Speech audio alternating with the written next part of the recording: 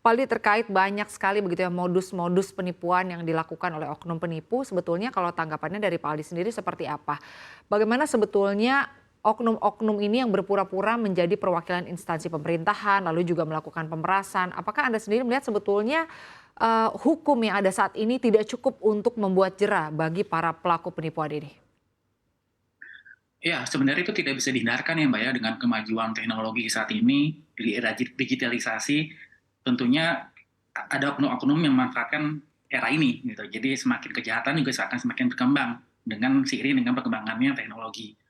Kalau saya melihatnya sih secara hukum kita sudah banyak instrumen hukum yang mencakup untuk menghukum para pelaku ini ya Mbak ya. Kita kita ambil contoh dari KUHP sendiri lah yang sudah berpuluh-puluh tahun berlaku di Indonesia, itu di pasal 362 bisa dikenakan di situ di pasal pencurian apabila ada menggunakan dia jabatan palsu, itu bisa masuk ke pasal 363 pencurian dengan pemberatan, itu ancaman hukuman lebih berat lagi. Itu juga bisa masuk ke pasal penipuan. Belum kita bicara mengenai undang-undang ITE, itu juga ada pasal yang mengatur mengenai penipuan online. Bisa juga masuk ke pasal TPPU kalau yang ada tindak pidana pencucian uang di situ. Jadi kalau melihat dari secara hukum sih sebenarnya kita cukup mencakup. Tinggal masalah kita gimana mempersiapkan masyarakat dengan adanya kemajuan teknologi, tapi juga kita mempersiapkan masyarakat kemungkinan adanya kemajuan dari sisi kejahatan juga gitu loh. Baik Pak Aldi, tapi kalau Jadi dari kacamata lebih Anda sendiri komprehensif. begitu ya, sebetulnya jeratan Ya, hukum seperti apa yang lebih tepat untuk pelaku-pelaku pemerasan, penipuan seperti yang terjadi saat ini begitu ya? Apalagi kalau kita lihat begitu ya, ini kan oknum ini tidak hanya menggunakan identitas palsu bagi dirinya, tapi berpura-pura sebagai instansi pemerintahan. Apakah ini juga bisa turut memberatkan begitu? Karena kalau kita lihat begitu, di pasal yang ada di saat ini begitu hukumannya ya maksimal 4 tahun penjara. Nah, apakah mungkin perlu ada pembaruan hukum lagi yang mungkin kedepannya bisa turut memberatkan atau mungkin ganti rugi yang kedepannya bisa jumlahnya mungkin lebih meningkat lagi sehingga para pelaku ini kemudian kedepannya akan lebih jerah gitu Pak Aldi?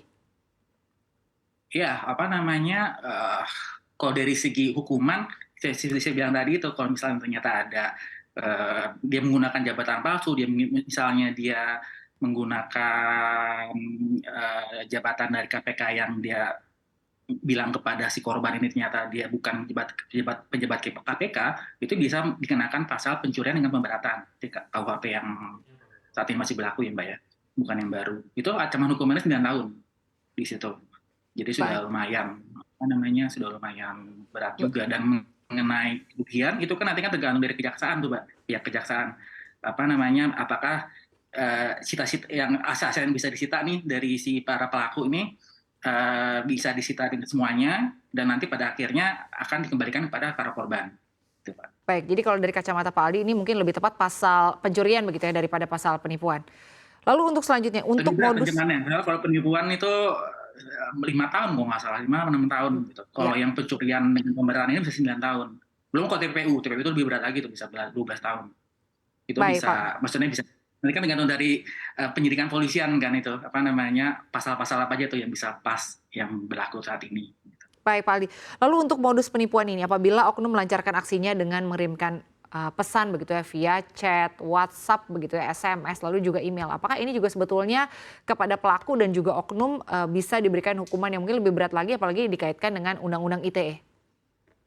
Ya bisa, seperti saya bilang tadi itu, di Undang-Undang UTE itu juga mencakup mengenai kejahatan penipuan online, itu ada di pasal 45A di apa, eee, Undang-Undang ITE, pembaruan Undang-Undang UTE, itu ada di pasal 45A. Itu ancaman hukuman itu 6 tahun, memang lebih rendah daripada pasal pencurian dengan pemberatan tadi ya. Tapi itu kan bisa dikumulatif ya, Mbak, ya. Maksudnya bisa berjenjang nanti, polisian dan kejaksaan menetapkan kepada si para pelaku ini.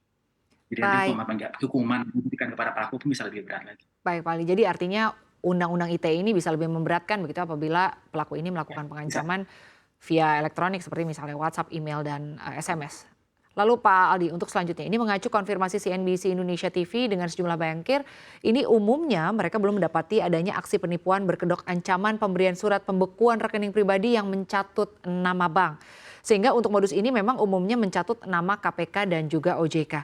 Namun apabila instansi terkait yang namanya dicatut termasuk jika ke depan ada bank yang dicatut namanya begitu ya, apakah saat mengajukan laporan dan juga tuntutan dari lembaga perusahaan ini wajib menyertakan informasi dari misalnya laporan korban atau nasabah yang namanya juga artinya terkena ancaman atau pemerasan dari penipuan ini? Ya, itu sebenarnya otomatis ya Mbak ya, karena kalau begitu kita mengajukan laporan, itu kan kita hanya memberikan keterangan kepada polisi apa yang kita, misalnya kita jadi korban, apa yang kita alami langsung, atau kalau kita sebenarnya bukan korban, apa yang kita saksikan dan kita lihat langsung. Itu kita hanya memberikan keterangan.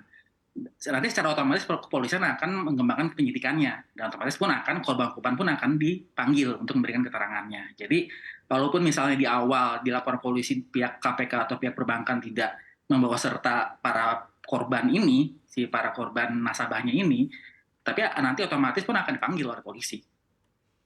Baik, Pak Aldi. Jadi, ya. Iya, Pak Ali, tapi terkait dengan permasalahan-permasalahan yang ada saat ini ya, bentuk-bentuk penipuan atau boleh dibilang pencurian lah begitu ya, yang disertai dengan pemerasan. Anda sendiri melihatnya seperti apa? Apakah memang perlu ada sosialisasi terus-menerus begitu dari pemerintah kepada masyarakat bahwa sebetulnya hal-hal seperti ini adalah hal penipuan? Karena mungkin bagi masyarakat yang mungkin minim literasinya begitu ya, mungkin tidak dengan mudah mendapatkan informasi-informasi seperti ini, mereka bisa saja kan percaya begitu ya bahwa SMS ataupun email dan juga WhatsApp yang mereka terima ini adalah mungkin benar adanya begitu, bukan penipuan. Anda sendiri melihatnya langkah apa sebetulnya yang perlu dilakukan oleh instansi-instansi pemerintahan untuk bisa mencegah hal-hal seperti ini terjadi? Ya, seperti yang saya tadi bilang tadi di awal, ini tugas kita bersama untuk mempersiapkan masyarakat.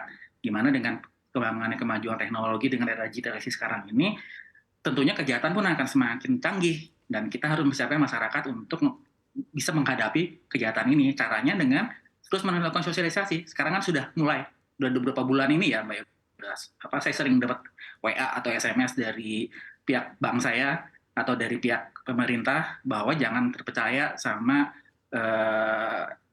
nomor-nomor telepon yang memang bukan resmi dari pemerintah atau dari pihak bank. Jangan percaya juga dengan link-link yang diberikan kepada si calon korban ini. Jadi jangan otomatis langsung mendownload, misalnya itu bentuknya APK, atau misalnya kita juga jangan memberikan data-data pribadi kita secara sembarangan kepada link-link ini. Jadi sebenarnya yang utama tadi seperti yang tadi itu langkah preventif yang lebih utama, karena kalau misalnya ternyata sudah terjadi kan itu kan agak susah tuh untuk mengembalikan dananya ini gitu. Baik, artinya dari pihak bank sendiri juga harus terus proaktif begitu ya, memberikan informasi-informasi terkait dengan tindak pidana atau penipuan-penipuan yang mungkin terjadi atau dialami oleh masyarakat.